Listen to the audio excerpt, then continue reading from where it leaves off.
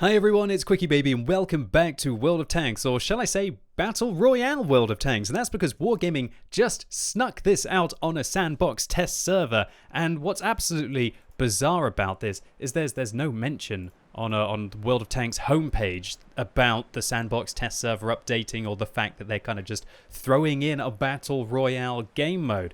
Now, as this is starting to get closer towards April Fools on the 30th of March, I'm wondering if this is maybe something along those lines. But I guess we'll just have to wait and see if they decide to update us on what in hell's name is going on. So, Battle Royale, what is it? Well, it's a game mode. Well, I guess it's a whole breed of games now, right? You've got PUBG, Fortnite. Before that, you had DayZ, H1Z1, right? And even you can play a Battle Royale game mode inside Rust, for example. Every single FPS game seems to have it. And it's the idea that there's a whole host of combatants, and it's usually 1 versus 1. Sometimes you can do duos, you can have squads as well. In World of Tanks, you can actually platoon and do 2-man Battle Royale. But in this case, it is 1 versus 1 versus 1 versus 1 to 39, i.e. there are 40 combatants inside the battle, and it is a dog-eat-dog world. Now, everybody starts as a Tier 9 light tank, and a Tier 9 light tank with no equipment and no consumables and a very small amount of ammunition. And it's up to you to try and get your hands on as many drops that are hidden around this rather large map. If any of you remember, I think it was what was that game mode? Battle Lines, Battlefront, I think it was, where you had to push from the beach and then make your way up towards the north and take out the enemy's defenses. This map has actually been taken from that, and as we can see, it's actually 1.0, so this is in the new graphics and inside the core engine that they managed to have this. Now, there are some fundamental... Whoa, nearly over a cliff. Well, no damage. Okay, thumbs up. There are some massive fundamental differences in the game mechanics going on here. Firstly, you might notice that we're not actually seeing overlays on all of the enemy tanks while we're deciding to run away from them. And also, do you see on the minimap that there's a green cone coming out from the front of the turret where you're facing? And that is actually where you can spot. Inside this Battle Royale game mode, you cannot see tanks that are behind you. And of course, because you're by yourself, you're not communicating with your allies, and so they're not spotting for you as well. And so you have to be constantly thinking about turning your turret. And you notice that unless you zoom in and actually outline your gun over the enemy tank, you're not able to even get an indication of how much health they're on, and you don't get an overlay, the marker on the vehicle, which can be so useful for spotting vehicles through objects, or if you want to try and see what they're doing through buildings. So you've got to make sure that you're aiming at them inside your sniper mode if you want to get some more intel there as well. Now, whoa, that STB-1 almost came out of nowhere, but some quick reactions and we managed to keep ourselves in the game. And you might be thinking, oh, well, how is there an STB-1 in this game mode? You're in a Tier 9 Chinese light tank right now. And that is because you can actually find upgrades. You can find items, tank upgrades are very specific, I'll get to show you one in just a minute. And it can do a whole series of things for your vehicle. Now, I haven't really been too lucky, but actually no, I have been pretty lucky so far. We've got a whole series of consumables now. We've got an engine power boost that will give my engine 70% extra engine power for 20 seconds. We've also got an automatic fire extinguisher, and we've got brand new parts, which I guess is the equivalent of a repair kit here. And we're blooming lucky we've got those brand new parts because we seem to be getting hit in the ammo rack left, right, and center, huh? Now, these brand new parts, i.e. a large repair kit, will repair all of your damaged modules and will also restore some of your hit points. I think it's about 20% of your hit points, but we'll see that in effect later on. Now, so I guess I kind of got a little bit lucky with getting the consumables, but we've also got some tank upgrades, as we can see in the bottom left-hand corner. A hardcore spore liner that is going to protect my crew from 40% of damage. Well, that's very useful. You don't even really need a med kit if you have a hardcore spore liner. And also we get 20% more hit points. So this is a very tanky light tank now. We're up to 1,500 hit points. We've also got ourselves 6th Sense, so we can notify that we're going to be spotted after 1 second. And we also get Steamroller, which looks like the collision crew skill that you'll have. Plus 30% to ramming damage to an enemy vehicle and minus 30% to ramming damage you take from the enemy. So all good stuff so far. You also notice that there was a parachute coming down there on the map, and that is the main supply drop. If you hold down our tab key, we can see lots of different things here. Standard equipment, improved equipment, and hardcore equipment. But unfortunately, it looks like that E50M managed to get towards the supply drop and get some of that hardcore equipment before we were able to get there and take it for ourselves. And so it's time to try and use some evasive maneuvers and get away from this E50M as fast as we can to try and keep ourselves in this battle, or at least keep our hit points in. Now, one thing you've got to be very careful in this game mode is until you get a large repair kit, you just can't repair at all, which can be immensely frustrating.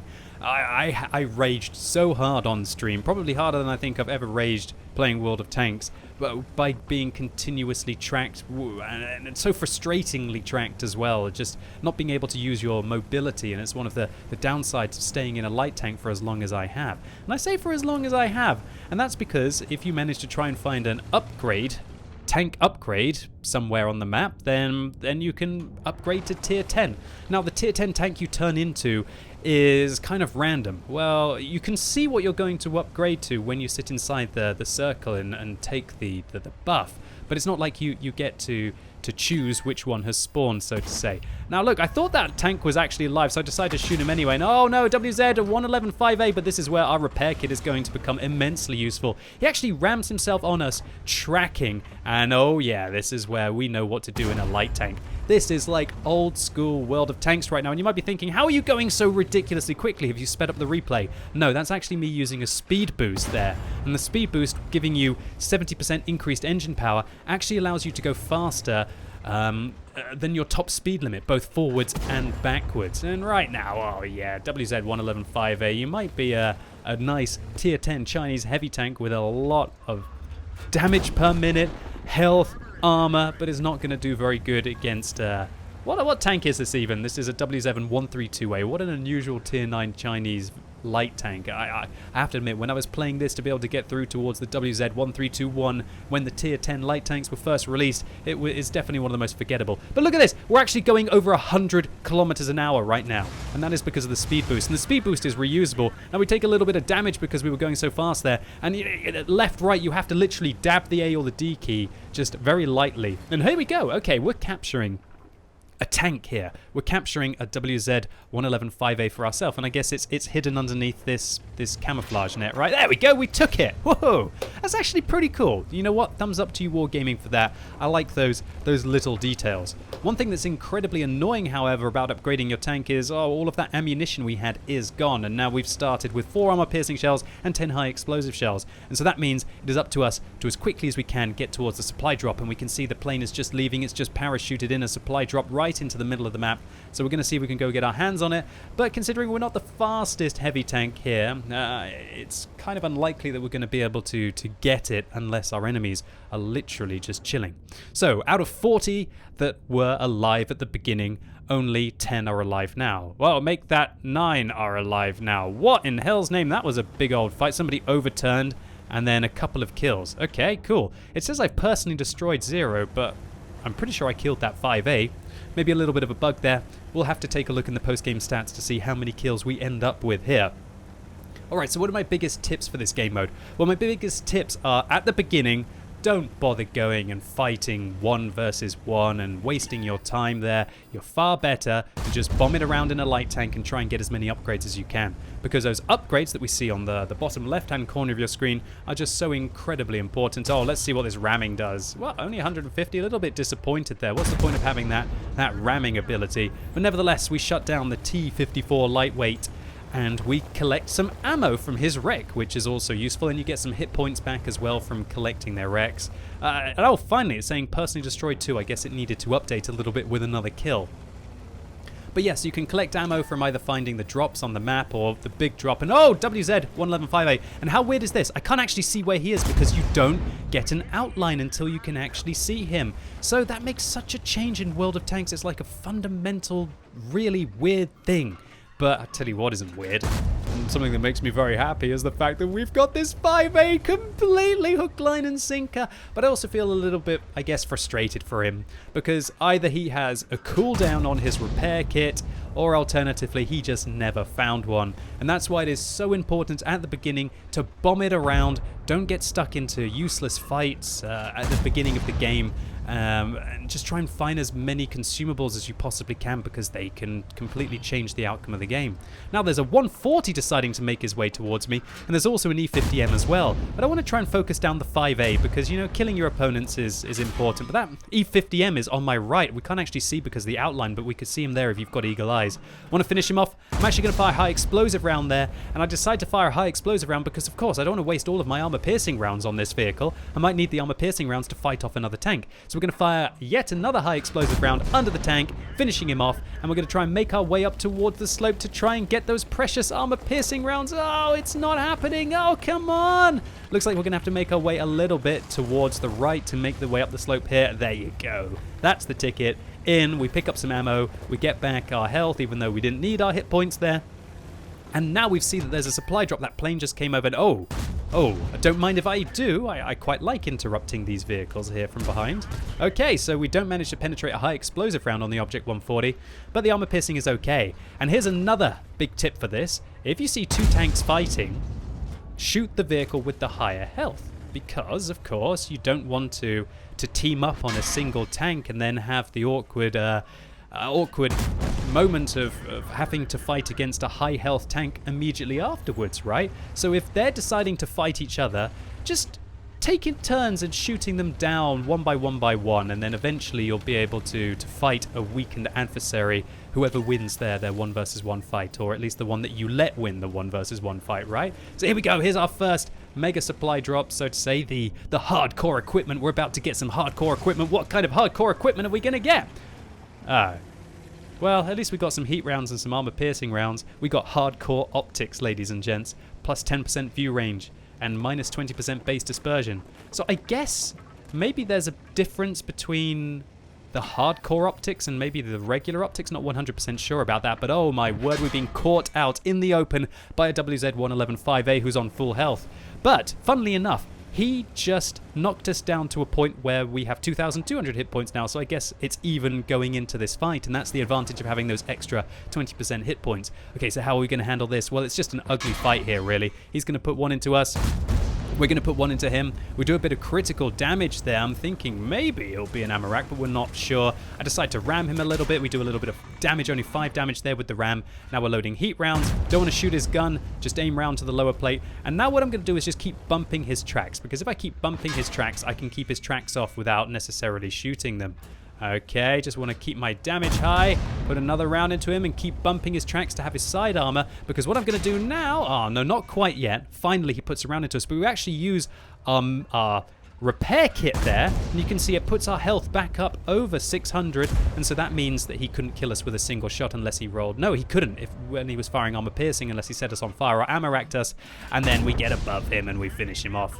Now we're going to push his tank off his little loot box that we can pick up there, and we're going to get some health back, but oh lord, not a lot, right? We got 500 hit points back there. That's only one shot from a 5A, and so that really shows you that this isn't about trying to kill like 30 of the 40 players as quickly as you can. It's more about surviving and only taking fights where you really feel like it's going to be a clean victory for you. Because now I'm in a wounded state. Maybe if that E50M found me, he could take me out. Or alternatively, if the E50M now uses his hit point advantage to hog all of the supply drops and get stronger and stronger and stronger and wait for the end of the game to be able to finish me off, you can understand how it's very important to try and look after your hit points. And there's no prizes for getting the most kills. There's only prizes for finishing in first place and being the last tank alive, and that is what we are going to try to do today. Okay, so I've got some vision over the battlefield here. You can see a supply drop, whereas it looks like it's actually, I can't quite see it. Is it maybe on the other side of the mound? But I'm going to slip my way down this slope. And one thing I'd like to remind you of is be very careful on this map about slipping down these slopes. We saw how much damage we could take earlier in the light tank when we used that in crazy speed to bound ourselves over the ridgeline. And I really don't want to flip my tank right now, so I'm trying to slip down as slowly as... Oh. I'm stuck. Oh, thank goodness, I'm not actually stuck. I got you there for a second now. At the time, Twitch chat started laughing. I actually said I thought that I was stuck at the time. That would have been a very anticlimactic way of trying to take out the 2 remaining vehicles. Now, when it says staying alive 2, that's excluding yourself as well. And so if you're still alive, that means there's 2 other vehicles that I'm going to have to deal with here if I want to take this one down. And how many kills have I got myself? 5? Nice. I've personally killed 5 vehicles. Okay, so it looks like the E50M managed to secure one of the supply drops, but I'm going to have to try and put some pressure up here to see if I can try and get my hands on the other. Now, we do have those hardcore optics, so I'm really happy with my view range right now. But remember, you've got to be actually turning your turret in the way to see where the tanks are. So where is that E50M? And you can see I'm actually looking for him. I can't actually see him. And then I go, wait, he's right there? Oh. Okay, that one's AFK, or he's crashed out. A little bit disappointing there. He actually had 2,400 hit points, which shows he managed to get quite a few upgrades himself, or at least the one that increases your hit points. What is that? Is that the spore liner? Yeah, it is the spore liner that increases your hit points by 20%. But you know what? I'm not fussy. I'm going to try and shoot this AFK E50M. But, talk about more weak tanks, right? As another one makes his way in. This E50M, I bounce off his turret, but he manages to pen my lower plate, and he rolls plus 10%. That is not a good start. Okay, now we're loading some heat rounds here. Gonna see if we can put one through the... Oh no, we managed to miss that shell as well. So I decide, okay, look, I'm on half hit points. Am I going to really win a sniping duel against an E50M? No, but what can I do? I can try and use the good top speed limit of this tank and the fact that I have those speed governors to go at 75 kilometers an hour straight towards the supply drop. And that is going to fully heal me, 1,164. And I also managed to get, oh wow, really nice upgrades here. We get some hardcore diggy hole. Oh goodness, the cringe is real. Okay, plus 15% performance, so that's basically improves my ground resistances.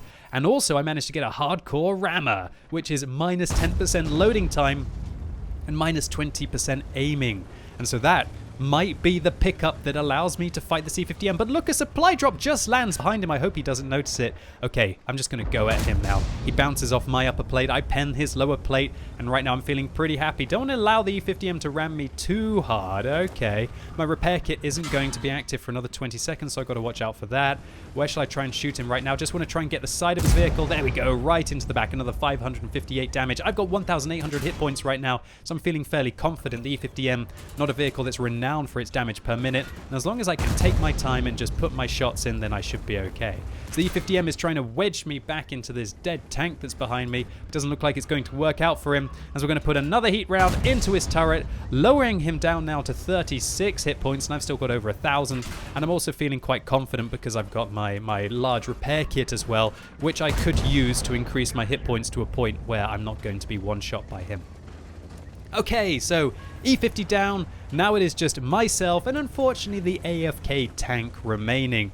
But maybe we can try and get some of these supply drops anyway. We fire on the move there, and now we're reloading an armor-piercing round. I did load an HE round there in case for some reason I did bounce off the E50M. And oh, can you imagine if I'd flipped my tank there and the AFK had won? Yeah, that would have been absolutely cracking. Okay, what kind of upgrade did we get there?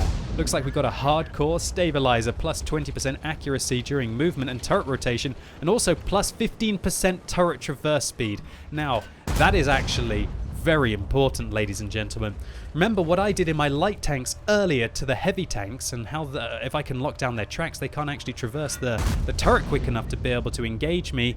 If he probably had that, maybe I would have been able to do that. And there were quite a few times when I was playing in my light tanks and I tried to out-traverse medium tanks towards the end of the battle, that it just absolutely didn't work out for me and I got my butt kicked. Okay, so what did we get right at the end there? We got Big Brother. Okay, more view range, and also view range when I got a damage device. And I decided that I would try and finish this battle royale in style by ramming to death that E50M.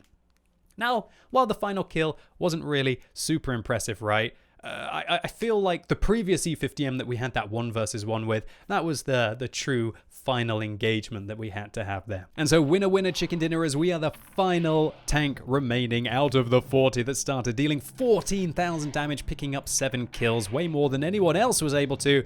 But you know what? That T-54 lightweight that turned into the E50M, you know what? Hats off to him. He put up a good fight as well. But there can only be one. And so Battle Royale in World of Tanks, do I think is absolutely, utterly the best thing that I've ever played?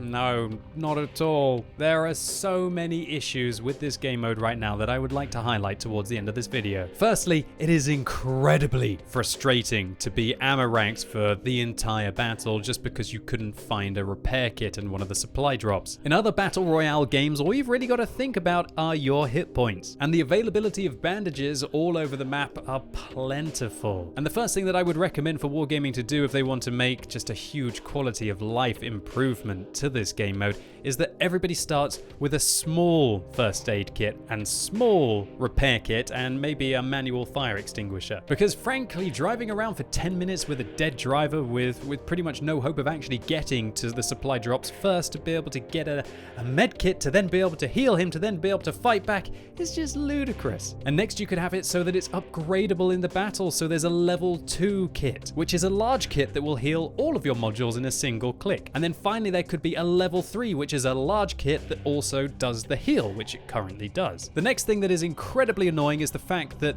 your consumables go on the keys as you find them. So for example, I found the speed boost first, the fire extinguisher second, and the large repair kit third. And as somebody who's very, very used to having repair kit on 4, med kit on 5, and fire extinguisher on 6, it's immensely frustrating that you have to actually look down at the bottom of your screen to figure out what button you have what consumable on. In every other battle royale game, you can drag and drop your items around onto different keys, or alternatively, wargaming just make it so that we can bind keys to specific consumables just for this game mode. Next up, I want to talk about the fundamental reason why this is currently a very unfun game mode to play, and that is that when you kill an enemy tank, you don't get any of the loot that they've collected. And so what this means is there's kind of no point in actually trying to kill your opponents apart from eventually being the only one left standing, but it's so much easier to run away and to let everybody else fight amongst themselves. And the result is that the real powerhouses inside the Battle Royale game mode are usually those who have fast light tanks at the beginning of the battle,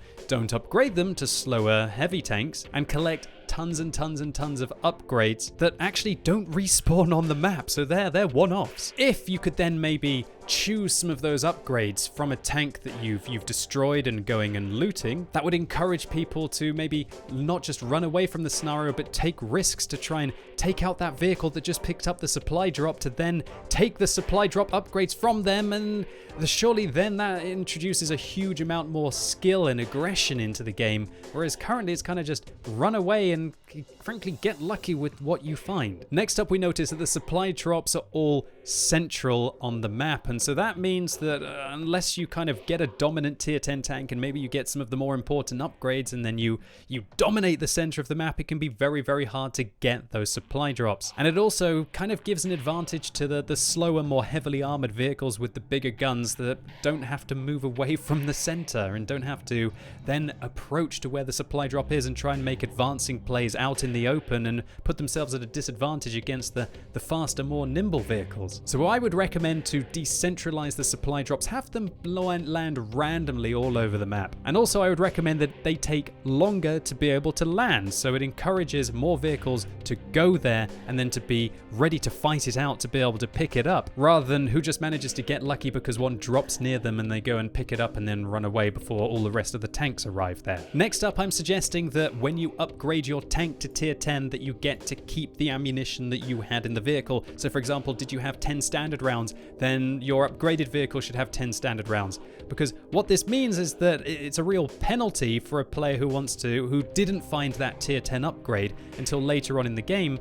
And I had a round where I finished second because I ended up getting a T100 upgrade right at the last minute, and then I didn't have any ammunition to fight against the Object 430U that was left fighting against me. Next, there's a huge amount of RNG as to what upgrades you get, and some vehicles don't need view range, like a 5A for example, but light tanks, well, do they really need to be able to ram their opponents? Well, not really.